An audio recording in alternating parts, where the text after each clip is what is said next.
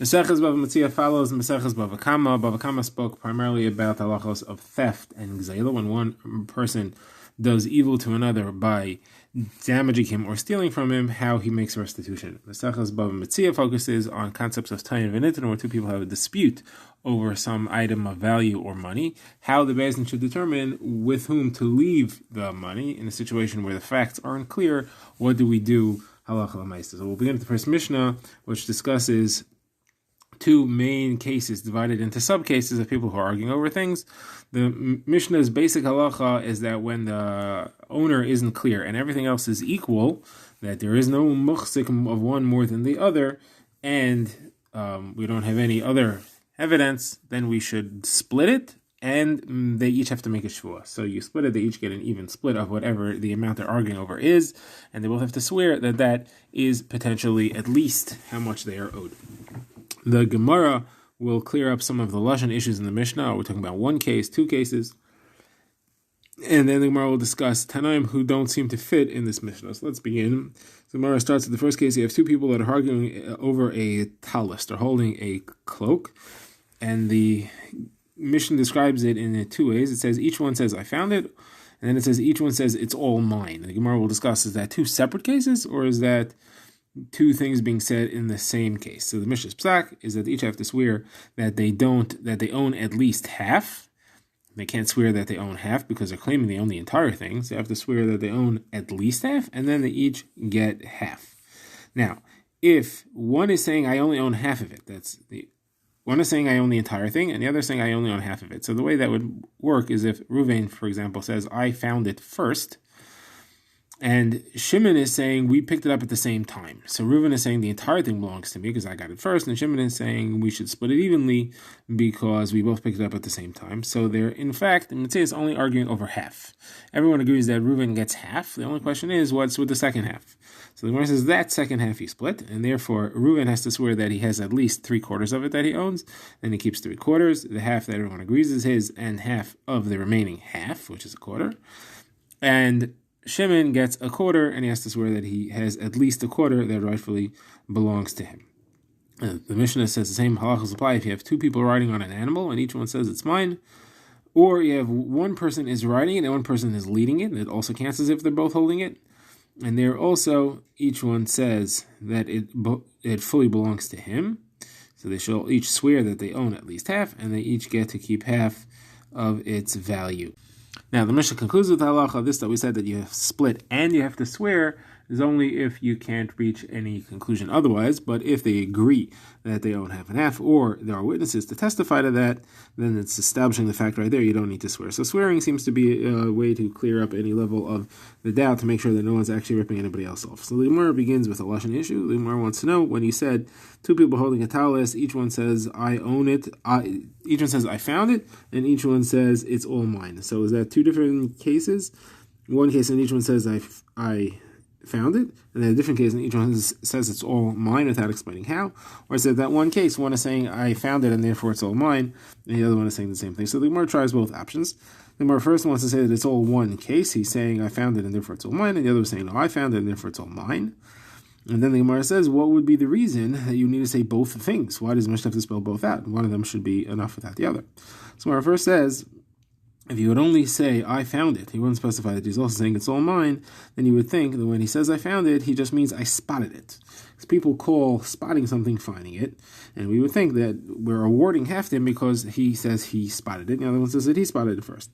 And you would think, but just by seeing a lost object, you're kind of that object and you have rights to it, but that is not correct, and therefore he has to say, I spotted it and it's all mine, and that clarifies that he has to actually be saying that he made a kinyan on it, he picked it up, he jumped on it, he did something to actually be kainet. Now the Gemara asks, do you have a havamina that by seeing something somebody's kainet?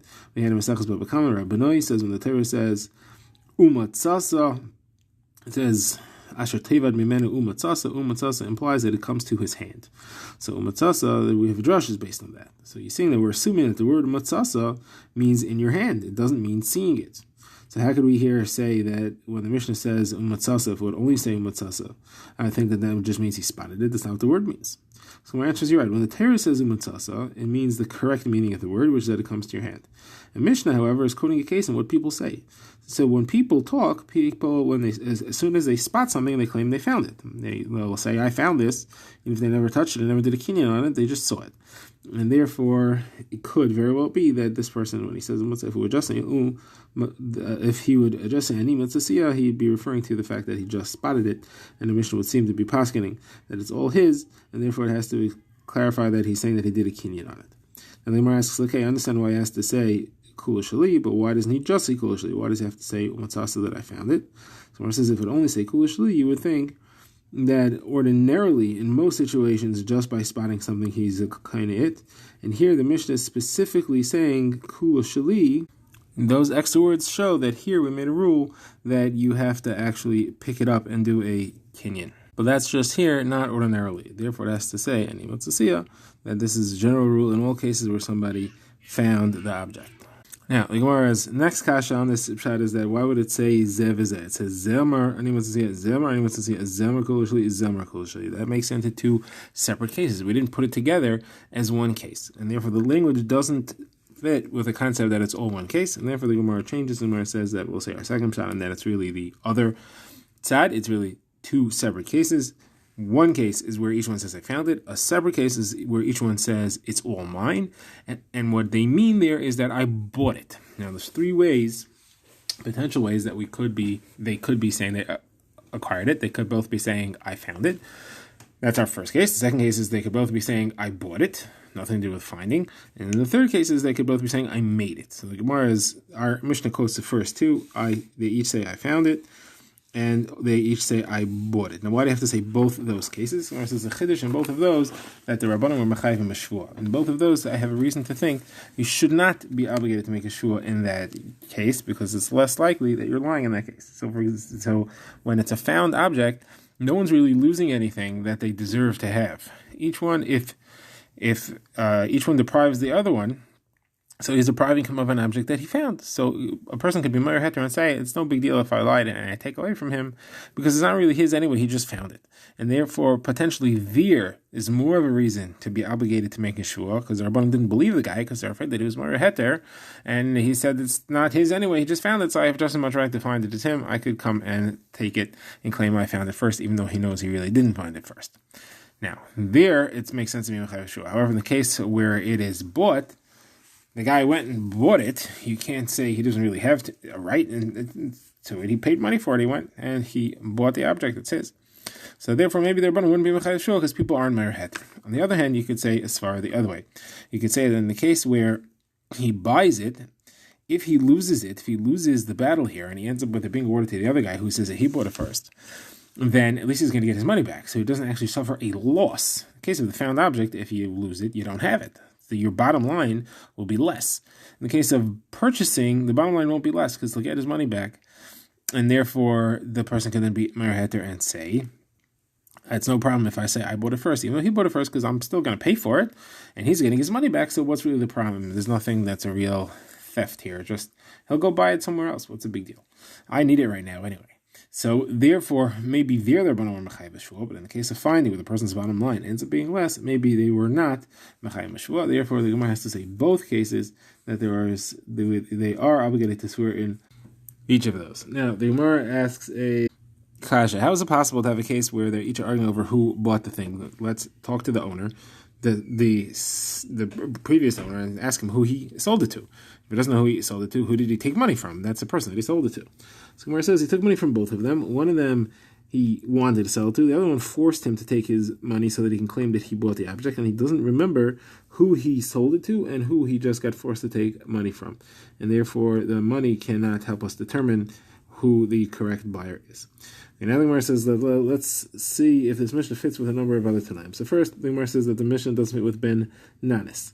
Ben Nanis, we saw in Maseches Bava Metzia, says that you cannot have two people swear in a situation where one of them is for sure false. It's not going to help, and you can't allow them to swear falsely. The case he's discussing is where two people are arguing over whether they paid or received something that was either paid or received. So you have someone who says to a storekeeper, give food to my sons and I'm going to pay you. And then the sons and the storekeeper are arguing over whether he actually gave them the food or not. The storekeeper says they gave it. The son says they never received it. Each one wants to swear as to what they got. Or you could have someone who asked his friend to pay his workers for him, and then he said he'll pay him back. So the friend says he paid the workers said they never got paid. They each come to the first guy and say, now you owe us the money. So they each have to swear. So Banana says you can't swear because one of them is for sure false. They're arguing over facts. One of them is for sure false. You can't have people swearing falsely. So in our case, each one's going to swear that it's fully his, and therefore they're also swearing falsely. Someone says, no, Bananas would agree here because what they're swearing to could be true. They're not swearing that it's fully theirs. They're swearing that they own at least half. And it is possible that they own at least half. If they picked it up at the same moment, then they're kind of together, and therefore they split it, and each one owns half. So it's not definitely false. Now the Gemara says, let's say that this mission does not fit with Sumchis. Sumchis famous Shita and all of Shas is that whenever you have a dispute over money, and it's a suffix, and we cannot determine the correct owner, we say that they split it without having to swear. Here it says that they do have to swear. So we're going to hold on a second. That doesn't fit with Simchas, but what do you want to say? It's the Rabbanan who argue with Simchas. The Rabbanan who argue with Simchas say you don't split it at all. They don't say you split it by swearing. They say you don't split it at all. It goes with the person in whose possession it's found. And here you would say that it's in both of their possessions, so neither of them can actually collect the object from the other. Someone says, no, that's not a kasha. The Rabbanan could fit here. The Rabbanan say that when one of them is holding it, the other one cannot take it away from him. But here, both of them are holding it equally, so then they would have to split it because they're each holding, but you have to swear. Now, Sumchas, however, his psak is in a case where one of them is holding it. The case over there is where Reuven sold a cow to Shimon, or Reuven's cow was injured by Shimon's cow, and then when they came to find the cow, it wasn't with them at the time of the sale or the injury. When they came to find the cow, it had given birth. And the question is, did it give birth before the injury or after the injury? Did it give birth before the sale or after the sale? Is the child included in the sale? Is the child included in the damages or not? So there, no one knows. And it's in someone's possession. It's in someone's field, whoever it is. So there, if it's in one person's field, and still Simcha says, no, he doesn't get to keep it. You split it, and you don't even have to swear to split it. The other person can take it away without swearing. So here, in our case, where they're equally holding half, certainly shouldn't have to swear. Each one just keeps what he's holding. He's not going against any tfisa. He's keeping what he's holding. Certainly, he should be able to split it without swearing. So therefore, Simchas could not fit here and say that you have to swear. So that's why the Gemara wants to say it doesn't fit with Simchas. Gemara says, no, maybe really it does. Simchas' case where he says that they each get half without having to swear is where each of them is not sure what the facts are. They're not arguing. Each one says, I don't know. No one knows. They're all very nice and friendly, and they just don't know. Did the cow give birth before or after? Is the child included in the sale or the injury or not? And here, though, you have two people that they know what they're saying, and they each are saying vadai. They are saying the other guy is lying. So over there, you would have to swear. You can't believe either one of them without establishing a shvua, and you shouldn't split it just for no reason without establishing the facts with a shvua. And the Gemara asks, what about Rabbi Bar Huna, who says that someone said is halacha even if they both know, even if each one claims I saw when he gave birth and I know, still he says he split it. So now you can't use the difference between Bari and Shema Shema as the answer, because Sumchas clearly says his halacha even in the case where they both say for sure.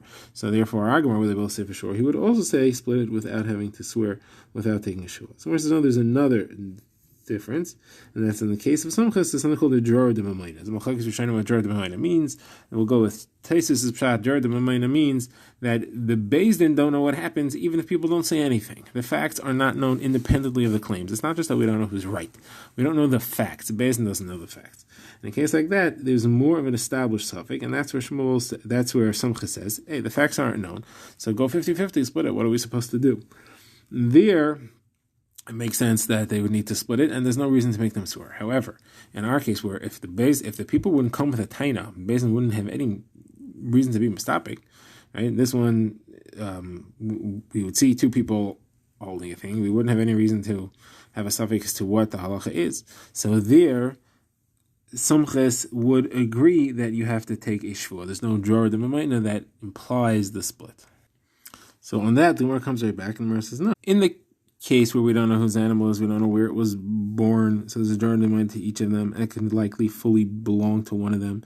Still, we say you split it, and you don't have to swear it. So in our case, where there's an equal pull to each of them. certainly you should say that they should split it, and there's no reason you should have to swear. It's likely to be the right psak. So the Gemara therefore gives a different answer. The Gemara says that this Simchas would agree to. Really, the halacha here should be that they split it without having to swear. The reason that you swear is that takanas chazal. You can't have a situation where a person can just grab someone else's object and now he'll get half of it. Because we'll say cholkin, you'll say echlaiku. Everybody will walk around grabbing other people's things and walk away with half of it. And therefore we have to discourage such activity, and there's a takanas chazal that you have to swear in a case like this.